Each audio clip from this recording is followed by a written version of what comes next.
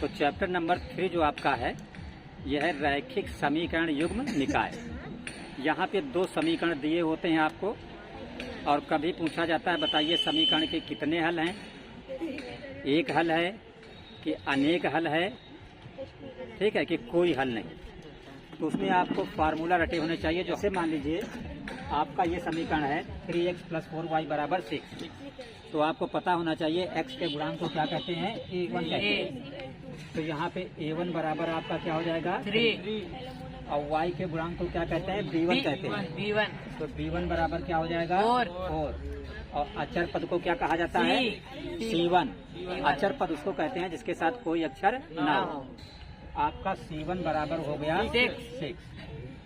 मान लो दूसरी समीकरण आपकी लिखी है 3x + 2y - 5 = 0। ये समीकरण नंबर 2 है।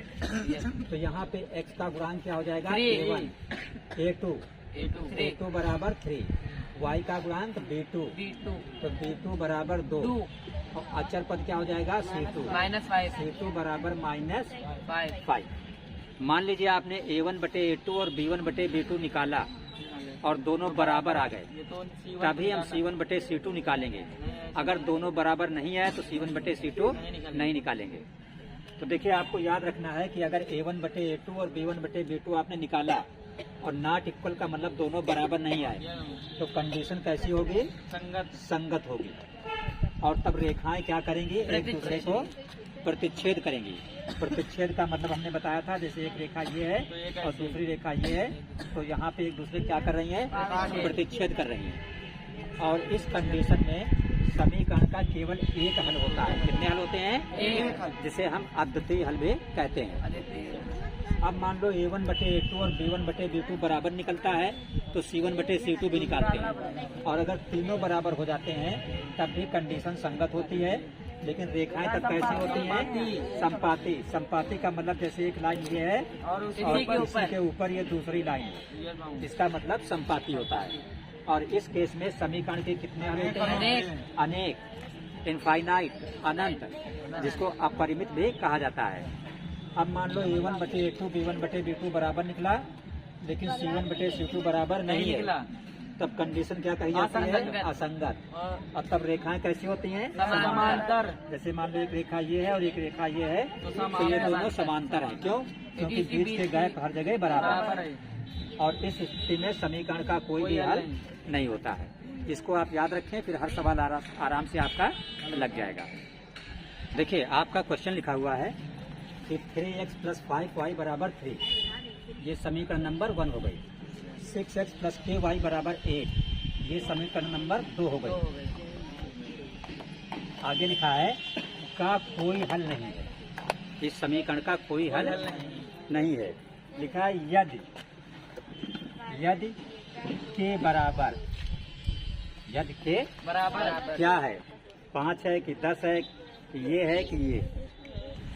तो मेन पॉइंट क्या कह रहा, समीकरण का कोई हल नहीं। तो जब कोई हल नहीं होता तब कंडीशन क्या लगती है, a1/a2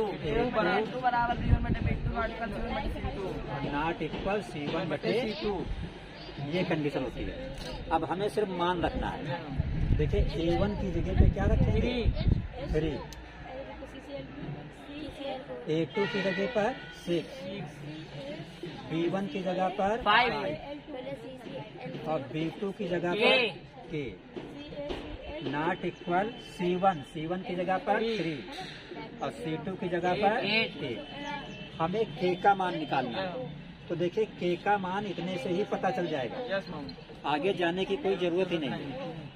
तो यहाँ देखिए 3 × 3 और 3 × 6, k के सामने ये तो 1 है तो k का 1 में तिरछा गुणा हो जाएगा, k हो जाएगा।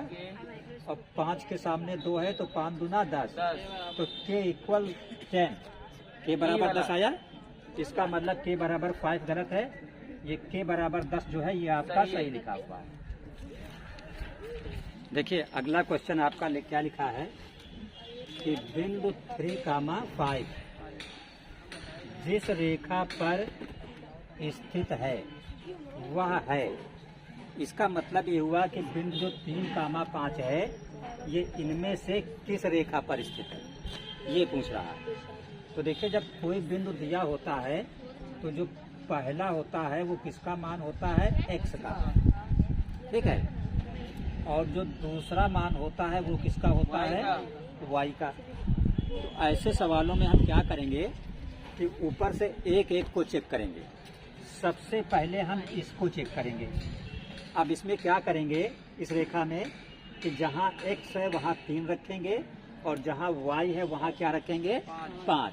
ऐसा करने से क्या आ जाना चाहिए, ये 2 का मतलब राइट साइड आना चाहिए, ठीक है। तो पहले ऑप्शन में ये देखिए हमारा लेफ्ट साइड है, हमारा लेफ्ट साइड है 2x माइनस वाई बराबर 2, यहाँ पे कोई निशान नहीं, गुणा का x की जगह पर 3 है ना, माइनस y की जगह पर 5। तो देखो ये 3 दूना कितना हो जाएगा, 6, और 6 से 5 घटेगा तो क्या बचा, 1। तो यहाँ तो 1 नहीं है, वहाँ तो 2 है। इसका मतलब ये 3,5 जो है वो इस रेखा पर स्थित नहीं है। अब हम अगले को चेक करेंगे। अगला ये है 2x माइनस वाई, हाँ 2x माइनस वाई बराबर 1। अब यहाँ देखिए यहाँ से 1 आ रहा है, रेखा तो बिल्कुल सेम है, तो 1 आ रहा है, तो इधर 1 है, इसका मतलब ये वाला आपका सही है और ये वाला गलत है। चलिए बाद में नोट करिएगा। देखिए लिखा हुआ है x प्लस 2y प्लस 5 बराबर 0, एक समीकरण ये है। Minus 3x minus 6y plus 1 बराबर 0, ये समीकरण दूसरा है। के युग्म का हल है। कैसा हल है, अद्वितीय है कि 2 हल हैं, कि अपरिमित रूप से अनेक हैं, कि इनमें से कोई नहीं है। तो जब हल की बात होती है तो हम क्या निकालते हैं, a1 बटे a2 b1 बटे b2, ठीक है। तो अगर इसमें हम a1 बटे a2 निकालें तो बताओ a1 कितना है, 1, x का गुणांक 1, तो a2 कितना है, 2, माइनस 3। a2 का मतलब समीकरण 2 में x का गुणांक। अब ये 2, हाँ तो 1 बटे माइनस 3 हो गया। अब हम क्या निकालेंगे, b1 बटे b2, तो b1 कितना है, 2, और b2 कितना है, माइनस 6। तो 2 1 कम 2, 2 3 6, एक माइनस है, ये 1 बटे माइनस 3।